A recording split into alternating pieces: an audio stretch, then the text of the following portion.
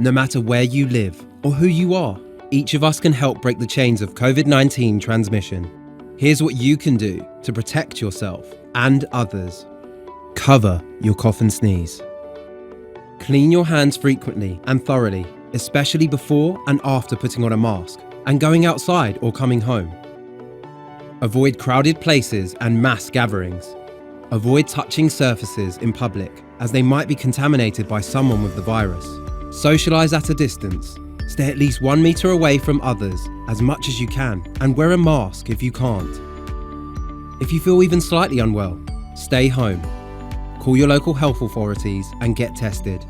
If you test positive, follow the recommendations from health authorities about how and where you should isolate from others and receive medical care if needed.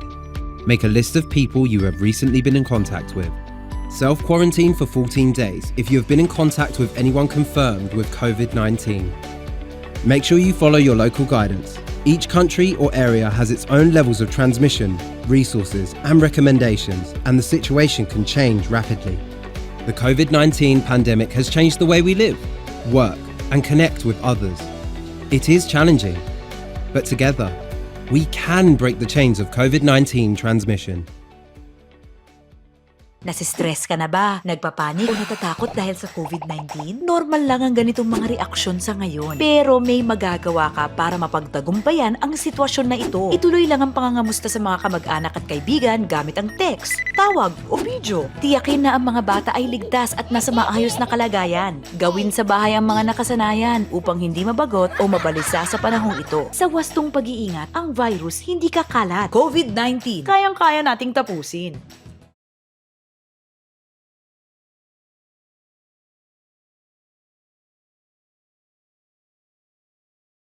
Blessed day to all of us, mga minamahal ng Diyos.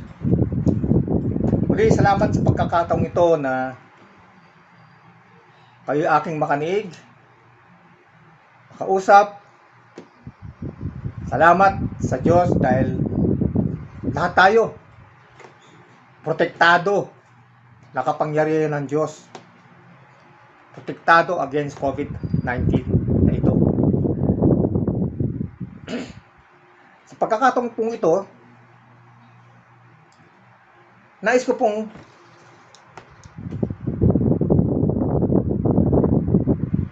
kapag-aralan tulad po ng aking nabanggit last meeting po natin na mapag-usapan po natin yung family matters.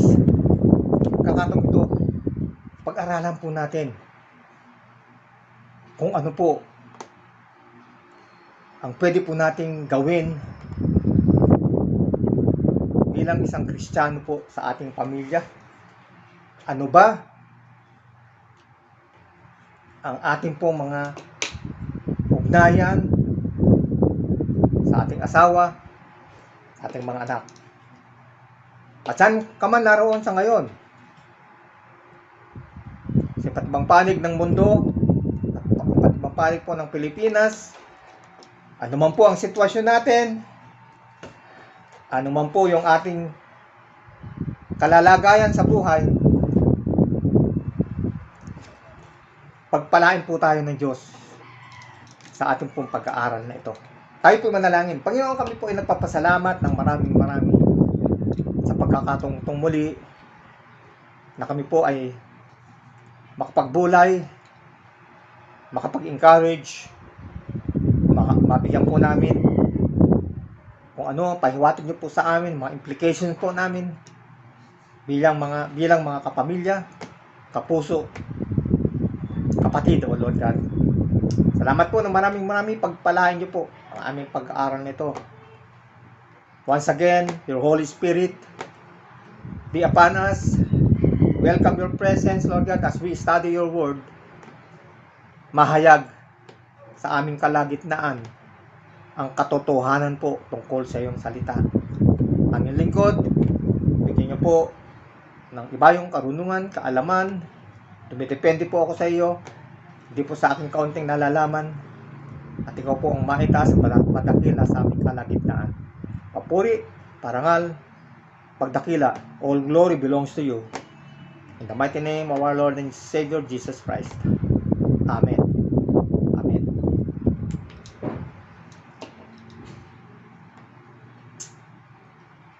Sa Genesis chapter 4 verse 8, Cain spoke to Abel his brother.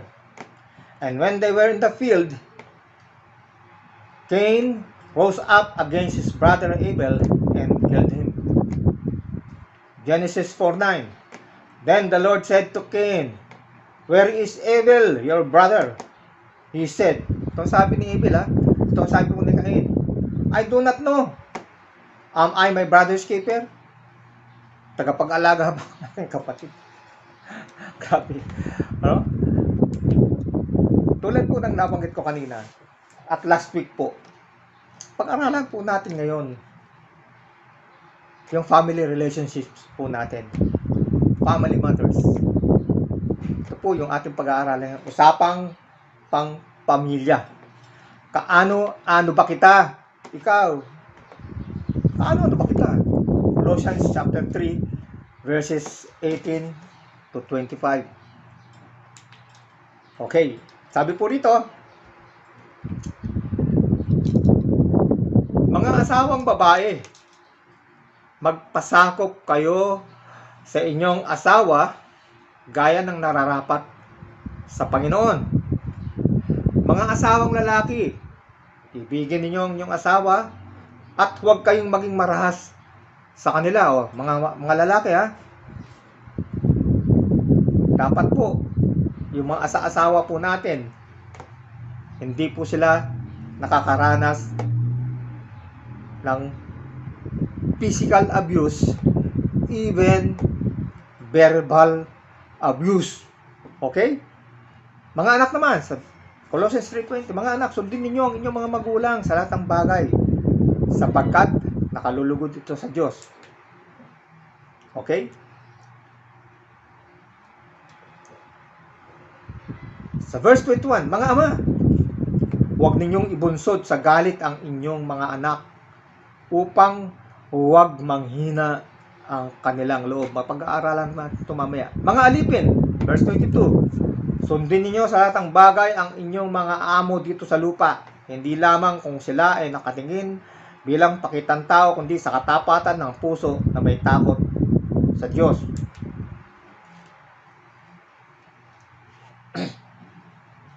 Anuman ang inyong gawin niyo ito ng buong puso na para sa Panginoon at hindi para sa mga tao. Verse 24, yamang nalalaman ninyo na kayo itatanggap mula sa Panginoon ng gantimpalang mana, dahil ang Panginoon, ang Kristo, ang inyong pinaglilingkuran.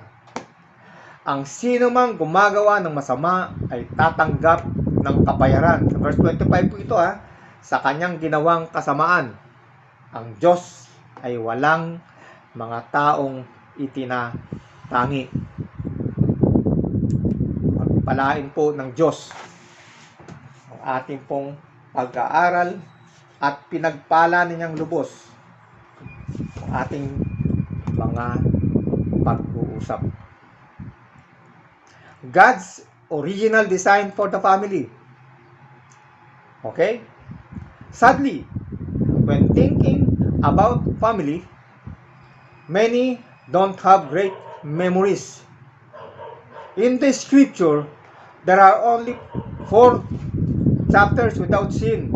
Genesis chapter 1, chapter 2, and Revelation 21 and 22. And therefore, even the scripture has many tragic stories about families. It shows the devastating effects of the sin on the family. Ito po, talaga po. Pag ang pamilya po hindi magkasundo-sundo. Bakit? Kasi po, yung nakalulunos na consequences po ng sin na pumasok po sa mundo, kaya pati pamilya, the smallest form of a society, family, is nagkakagulo. Okay?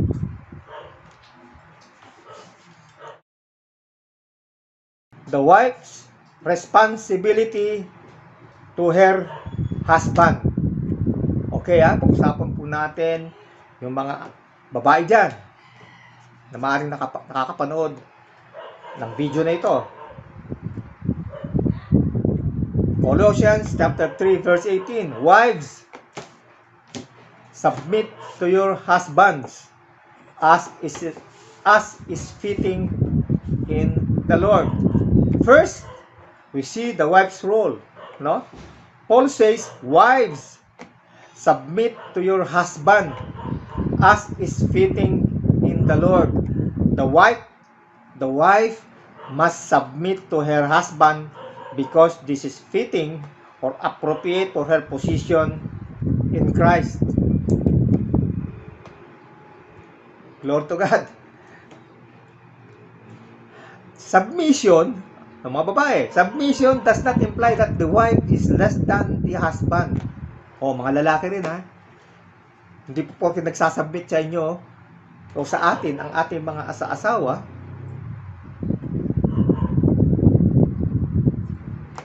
ay mas mababa po ang tingin ng Diyos sa kanya. Hindi. For Scripture clearly proclaims the equality of all in Christ. Colossians 3:28 says, there is neither Jew nor Greek, slave nor free, male nor female, for you are all one in Christ Jesus. Okay. Dito po kasi nakikita ang kahalagahan po ng isang pamilyang nagkakasundo-sundo, nagkakaisa. Okay? Wives. Nakatawa nga ako pag naalala po yung kwento ng sabihin ng lalaki ako ang leon sa tahanan ito, dapat ako ang masusunod. Sabi ng mga anak, yes dad, you are the lion of this house, but the tamer is mom, the tamer of the lion. Okay? Biro lang naman yun. Pero dapat po talaga sa design po ng God sa tahanan, ganyan po, no? Nandito po, nandiyan ang God, Jesus Christ. Tapos pagdating po sa family, ito po yung lalaki, babae, tapos children. Ganun po yon. Okay. Ito naman, tayong mga lalaki, the husband's responsibility to his wife. Ano po ba yung ating mga responsibilidad? Colossians 3:19. Husbands, love your wives and do not be harsh with them. Mga asawang lalaki, ibigin ninyong yung asawa at huwag kayong maging marahas sa kanila. Ang babae po, hindi po yan binubugbog. Ang asawa pong babae, minamahal po yan. Okay? Marami po talagang pamilya ngayon, yung mag-asawa. Madalas nag-aaway. Madalas hindi magkaunawaan, nagsisigawan. Bakit? Kasi nga, yung lalaki, palibhasa po siya ang leon ng tahanan. Sometimes or oftentimes, abuso po si lalaki. Okay? Balik nga tayo sa sa mga babae. No? Sabi po di ba?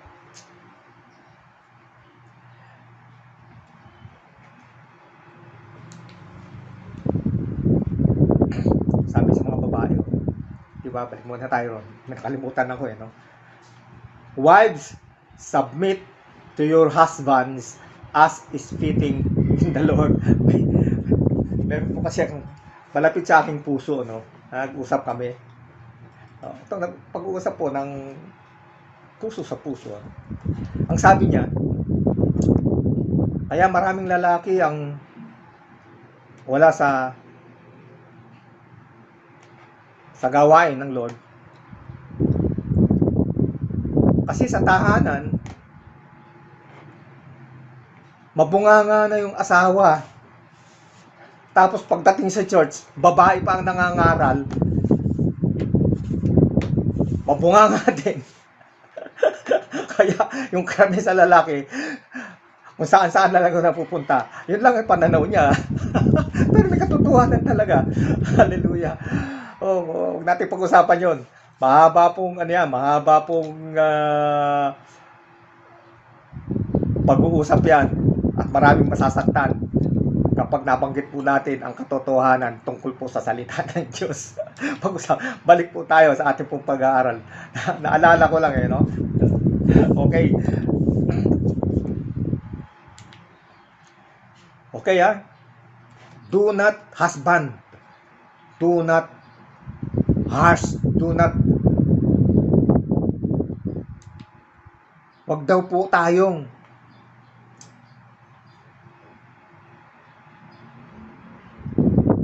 maging harsh sa ating pong mga asa-asawa.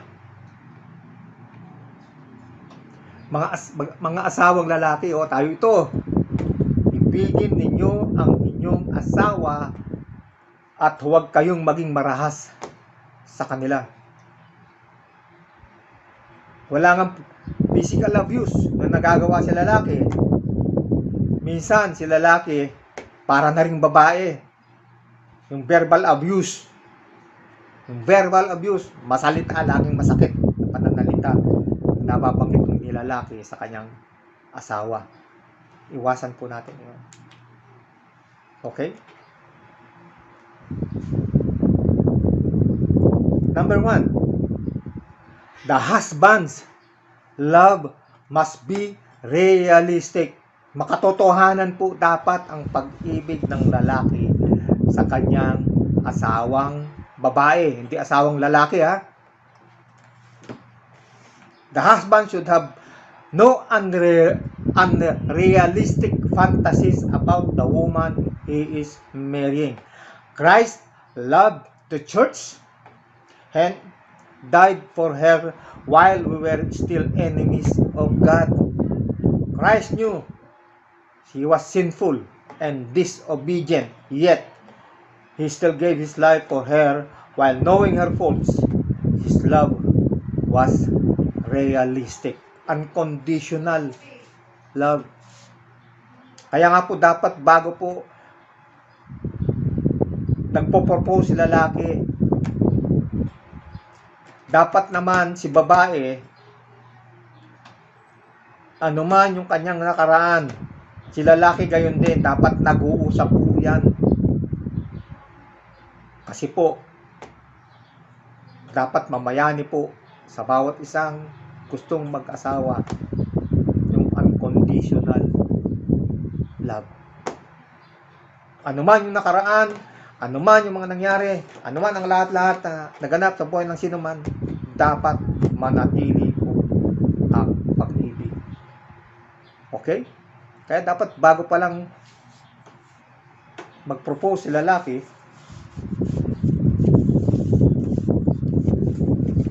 alam niya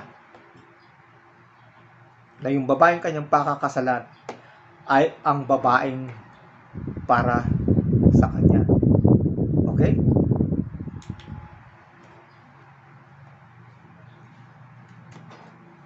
Number 2, the husband's love must be sacrificial.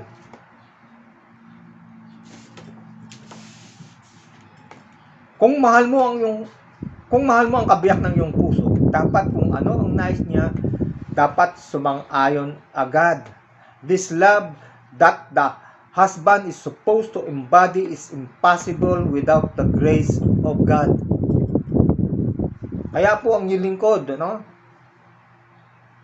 naniniwala po ako sa akin yung grace ng God, nangyayari na po ito noong pa man before Old Testament times. Hindi lang po ngayon. Ang ngayon po, ang pagkakaiba ngayon, yung fullness of grace of God na ihayag ng Diyos sa pamamagitan po ng Panginoong Kristo. Amen? Nung araw po may grace. Kasi kung walang grace, lahat po napahamak na.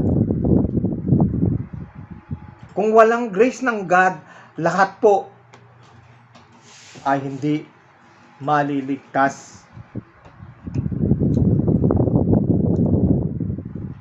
To love sacrificially means the husband must at times give up other things to serve and please his wife.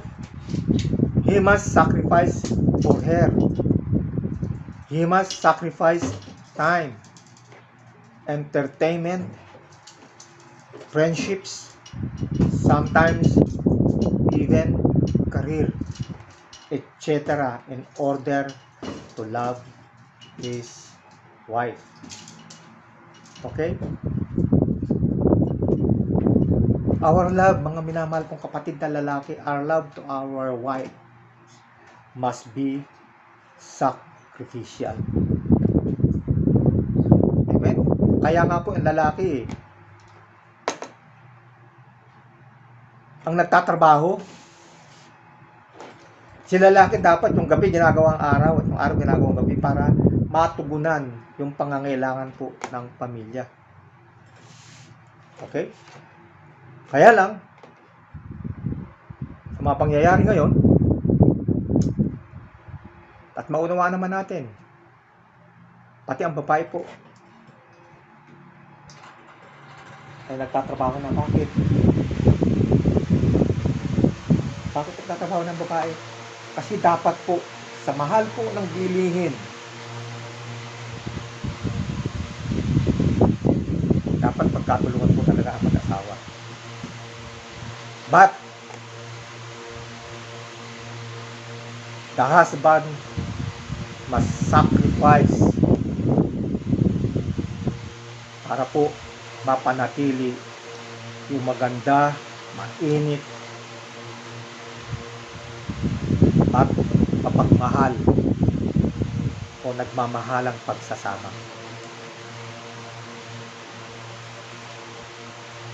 Okay? Number 3, bakit puro husband yata? The husband's love must be purposeful. Dapat maganda yung layunin talaga ng lalaki.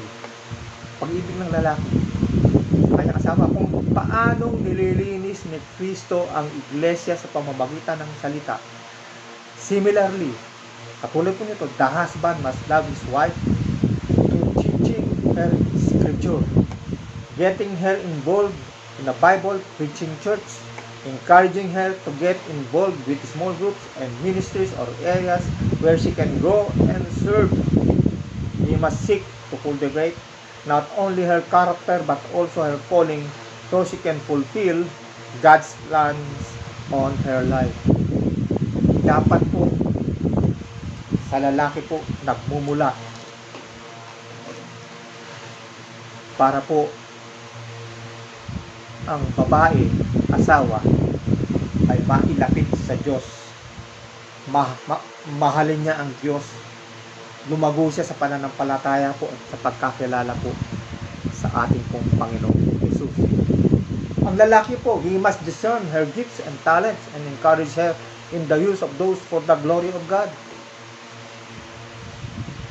No? Talent. Yung aking may bahay po, yung aking minamahal na may bahay. May ex-girlfriend. Kapag siya po ay nagluluto at pag kami kumakain na, lagi pong sinasabi, oh, ito talagang masarap. Ang sarap naman ng luto mo, mahal. Ang problema nito, makakalimutan ko na naman ang pangalan mo habang kumakain ako katapos. Ano nga ba pangalan mo? Sasagot yung aming apo. Sasabihin, Lola Mila ang pangalan. Ganyan po kami sa aming bahay. Ito po sa tahanan namin. Ganyan po kami nagmamahalan dito. This love also means at times admonishing her to help her know Christ more. Paalalahanan lagi.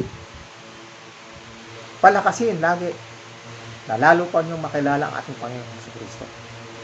It is a purposeful love. Talagang pag-ibig na may layunin. Every man should consider if he is ready and willing to love a woman this way before getting married. Is she ready to be a spiritual leader? Ikaw. Kung binata ka pa, Are you willing or are you ready to be a spiritual leader? Dapat po ang lalaki ang source. Siyempre gana, ang source pagdating po sa iba't ibang pag-i-encourage, dapat si lalaki po ang nag-i-encourage po ng lahat ng ito.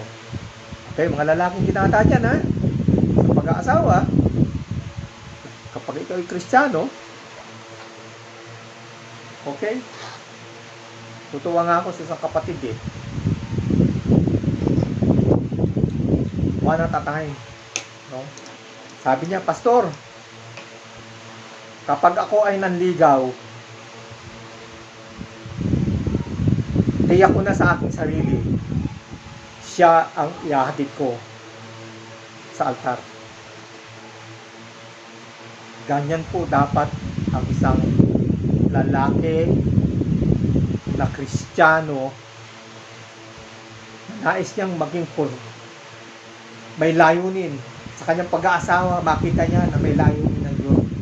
Bakit siya mag-aasawa? Hindi, pag nakita mo yung isang babae, ay, ito na, para sa akin. Ha?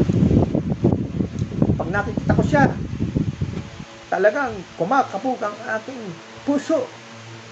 Hindi po ganun. Pag-pray niyo po kung siya ka talaga para sa iyo. Ha? Okay?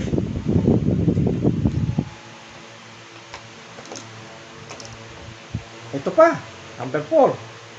The husband's love must be personal. Ano ibig sabihin ng personal? He must love her as his own body. Every day, the husband brushes his teeth, combs his hair, and clothes himself. Every day, he maintains his body. Kailangan, very fit. Every time, every day, I must be fit. Sadly, we often go days without maintaining our marriages. It is very easy to get so busy with life and ministry that we allow weeds to grow up in the garden of our homes. Love must be personal, mga minamahal kong kapatid na lalaki. We must love our wives like our own bodies, and daily we must take time to cultivate a happy home. Tayo po mga husband ang magko-cultivate para po magkaroon ng isang happy, blissful home.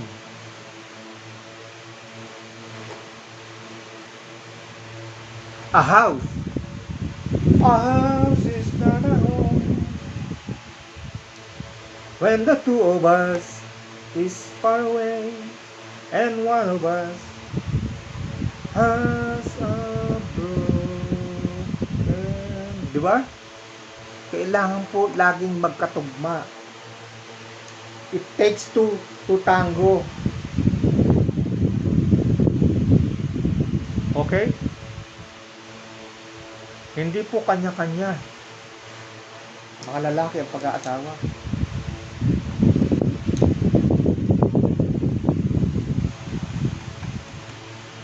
May isang mag-asawa po na naglalakad. Okay. Mag-asawa po ito, Kristiyano. Holding hands sila. Tapos, habang tumatawid sila doon sa pedestrian lane, may nakasalubong sila na nag-uusap.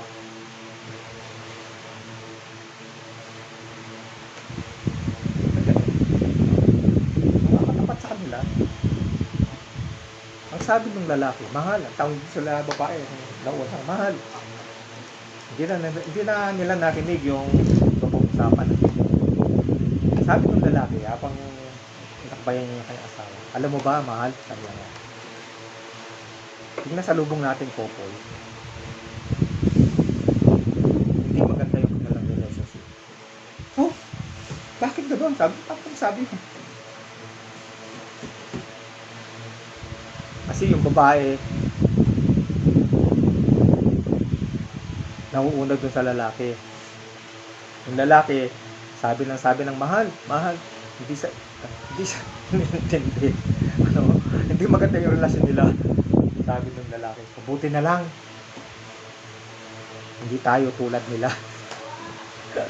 Kasi yung babae ngayon nakabitsete naman sa kanya.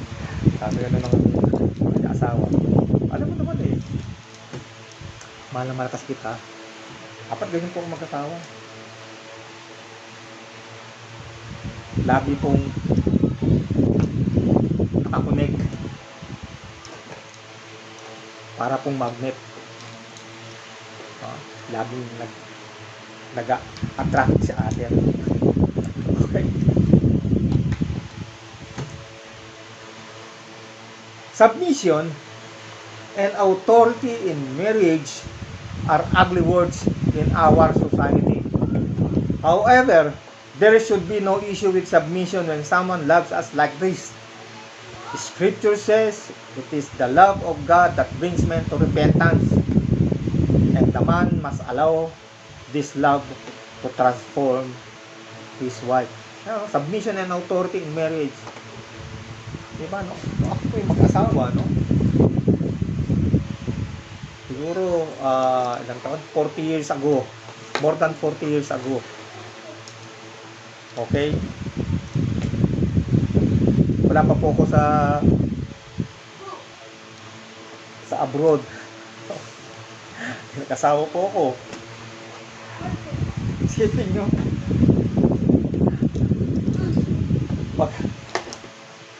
Pag napupunta po ako dun sa barkada ko, na wala akong trabaho, no? Pag napupunta po ako dun sa mga barkada ko, sabi ng mga kabarkada ko sa akin, pare, yung tali mo, sabi, ulitin ko, sabi ng mga barkada ko, kapag napupunta po dun sa aming tagpuan, dun po sa lugar na kanalakay ko sa Singalo, ang sabi sa akin ng mga kumpare ko, mga kabarkada, pare, yung tali mo,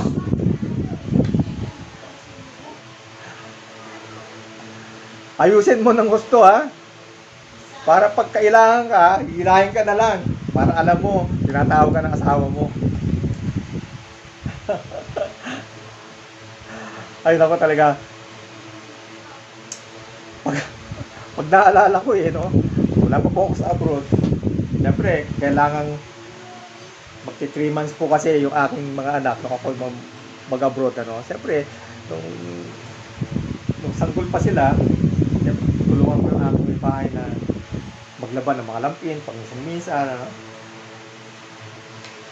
At minsan po, pag napapadalaw ako dun sa aming tagpo ang mga magkakabarkada, pare, hindi ka yata lalaki ngayon. Yan po yung nangyayari, no? Submission and authority in marriage are ugly words in our society. Hanggang ngayon, nangyayari po yan. Naakala ng mga lalaki na kapag sila'y namamalansya, kapag sila'y naglalaba, nasisira po o bumababa yung kanilang pagiging lalaki. When I became Christian, mga kapatid, doon ko nalaman ang kahalagahan ng pagsasamang maayos ng lalaki at babae sa tahanan. Kung ano ang pwedeng itulong ng lalaki sa babae, hindi po ito nakapagpapababa ng moral o ng pagiging lalaki ng isang lalaki. Amen? At ngayon po, katulong at habag ng Diyos, madalas na po ako maglaba. Hindi ko pinahiya na malaman ng marami na si Brother Rico naglalaba, namamalansya. Praise the Lord. Kasi po, yun ang gusto ng Diyos sa mga pagsasama. Hallelujah.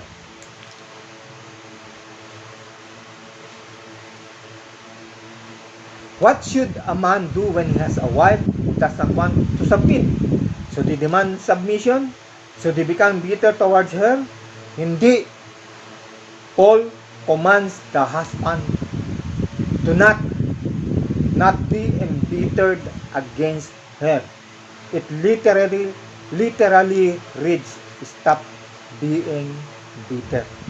Let the love of God flow to your life and break the heart that has been calloused by sin. The scripture says, love is patient. 1 Corinthians 13:4. Patiently love this person and trust God to work on her heart. Okay? How can Christian have a happy marriage? Paano?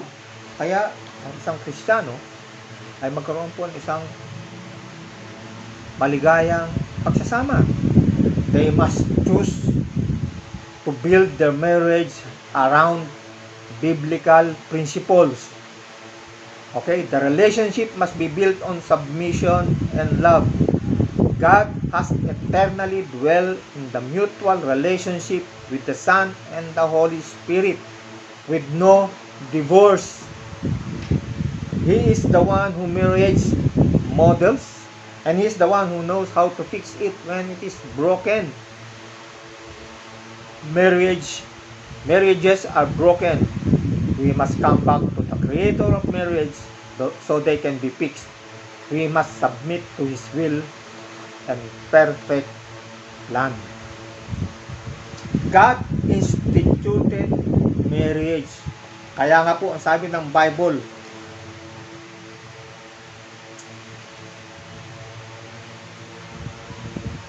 when God unites, let man put asunder. Ang sino mang pinagsama ng Diyos, walang sino man ang pwedeng makapaghiwalay. Kaya po hindi biro-biro po ang pag-aasawa. Kaya nga po meron pong marriage contract without expiration po yan, ha? Papel na pinipirmahan both sides at mga witnesses.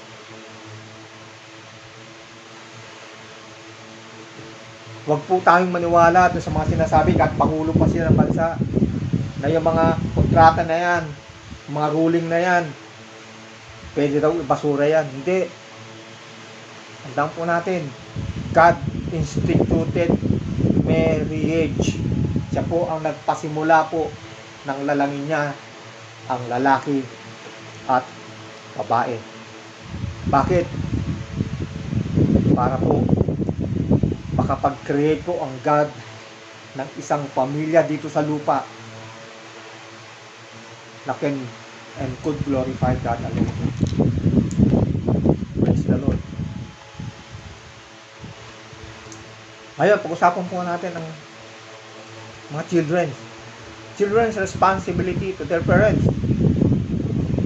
Colossians 3:20. Children, mga anak, obey your parents in everything, for this is pleasing in the Lord.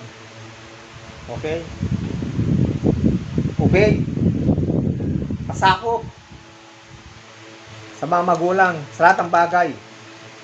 Kasi ito ay nakalulugod sa Diyos. Okay? Kapag hindi iginalang ng mga anak ang kanilang mga magulang o ang hindi pagtalima sa mga magulang, ay napapabayaan ng lipunan. Okay? Kaya po, marami pong mga bata ang napapariwara. Bakit? Because they disobey their parents. Kung gayon ang mangyayari, kaguluhan, matindi ang magaganap. Bakit? Sumusuway ang tao sa kalooban at nais ng Diyos. Kinakailangang maipatupad sa lahat ng anak ang kautosang ito. Kaya pala po, maraming mga bata, although may mga tahanan, nagiging street children. Bakit? Kasi matitigas ang ulo ng mga bata. Sumusuway sa mga magulang. Nakakalungkot at nakakaawa po sila. When we look at our world today, titingnan natin ang mundo ngayon. It is marked by a lack of authority. No? Children no longer obey parents. Students have no respect for teachers. Employees dishonor their employers. And everyone denies the authority of God. Why? Because of sin.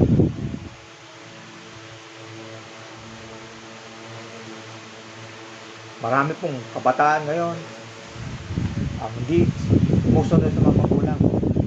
Mga estudyante, hindi na narespeto ang mga guro.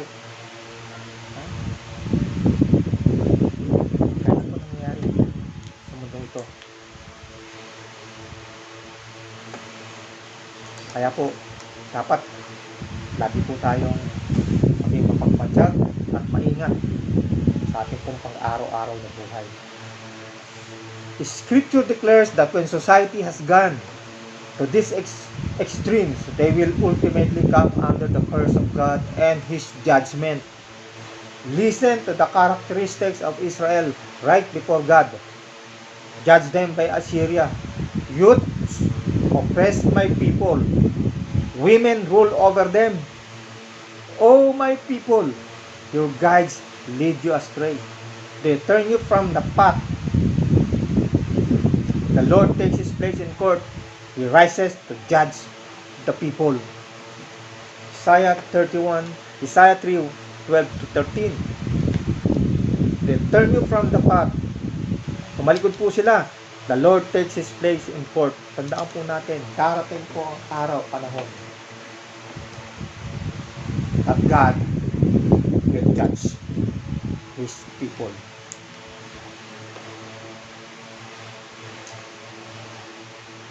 The parents' responsibility to their children. Colossians 3:21. Fathers, do not provoke your children, lest they become discouraged. Okay? Do not provoke. Even in Ephesians, do not provoke your children. Kumusta na? Ikaw na nakikinig ngayon, nanonood. Kumusta na po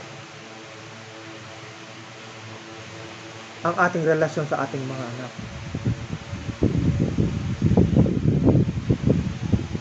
Ang mga anak ba natin ay maayos na sa ating feeling? O yung mga anak natin ngayon, nadagdag sila, sasagutin po ng barangay. Alam niyo po, no? Kaya po ang Diyos ay nagtalaga po ng isang pamilyang Kristiyano. Ang isang plano po, dapat makita po natin na ang pamilya pong Kristiyano, may mga anak sila, dapat natuturuan po sila ng maayos para po para po hindi sila magdalay ang barangay. Okay? And still addressing the child-parent relationship, Paul speaks to fathers and commands them not to provoke their children lest they become disheartened or lose heart. As translated in the NASB, the word provoke can also be translated embitter. It's not simply referring to a child getting angry, for this is inevitable. It has to do with the deep-rooted, settled anger that stays in those children and affects their persons for the rest of their lives. Minsan po pala, may problema po sa parents and children relationship kasi po yung magulang. Hello? Yung magulang. Ewan ko kung sobrang higpit o malupit. Okay Kaya yung bata, habang lumalaki siya, nagkakaroon po siya ng bitterness sa kanyang mga magulang. At dumating yung pagkakataong naglalayas na. Masakit po ang katotohanan, may mga pamilyang ganito. At nakakalungkot po, Kristiyano pa pong maturingan. Okay? Tayo po, mga magulang, lalo-lalo po sa ating mga kalalakihan, ano na po ang ating relasyon sa ating pong mga anak? Ano?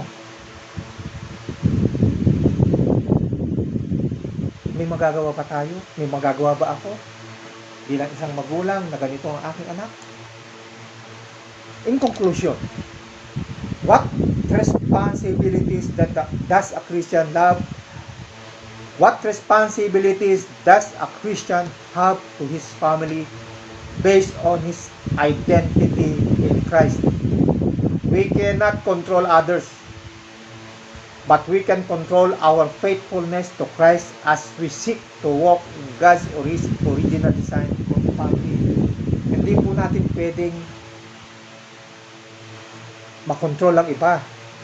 Pero pwede po natin kontrolin o sawatain po ang ating pong pagiging matapat kay Kristo. Ano ibig sabihin? Bilang magulang, ipakita po natin sa ating mga anak, lalong-lalo na po sa mga kalalakihan, ipakita po natin sa ating mga anak na mahal po natin sila. Gaano man kakulit, gaano man pasaway po yung ating mga anak, we need to love them patiently. God's design for the family is that, wives submit to their husbands. Husbands love their wives and not to be harsh to them.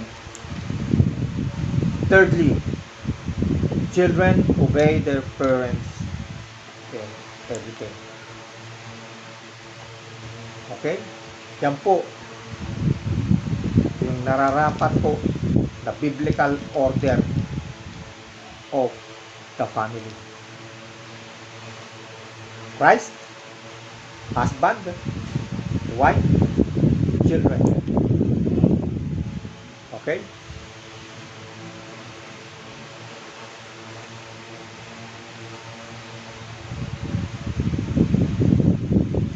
Ito maganda. Questions and answer. Application question. How does the Christian view of marriage conflict with the world's understanding of marriage? Observation question. What is the responsibility of children to their parents? Why is the authority so important? Are there any limits to this authority? Okay? Application question.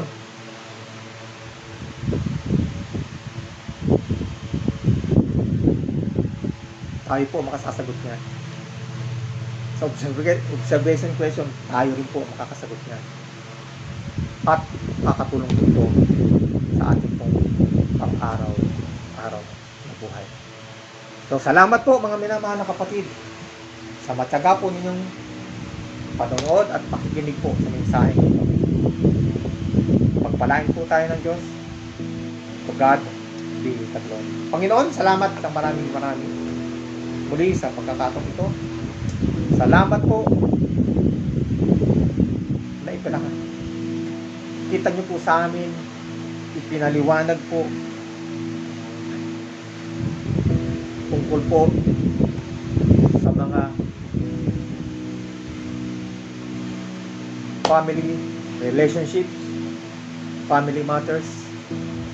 Aming Diyos, aming Ama, salamat po ng maraming. Palain niyo po at bigyan pa ng iba pong kaalaman ng mga kapatid para po makita po ng bawat isa ang pamilya po ay dapat lagi po nagkakaisa. Ang lalaki ay nagmamahal sa kanyang asawang babae. Ang babae naman ay nagsasapit sa kanyang asawang lalaki at ang kanyang mga anak ay patuloy sumusunod sa kanilang mga magulang. Salamat po aming Diyos. Pagpalain niyo po kami lahat. Bountifully. Salamat po sa gitna po ng pandemya. Nakagagawa pa po kami ng mga bagay tulad po nito para po mabigyan ka ng kaluwalhatian ng karangalan aming Diyos. Amen. O God, bless us all together at nawa sa mga darating pa namin pag-aaral, kami po ay magkaroon po ng revival, maranasan po namin sa aming pong pag-aaral lalo po kami nagtutupay. Kakaroon po ng revival sa aming buhay. Malago po kami spiritually. Salamat po kami Diyos, parangal, papuri, tanging sa iyo.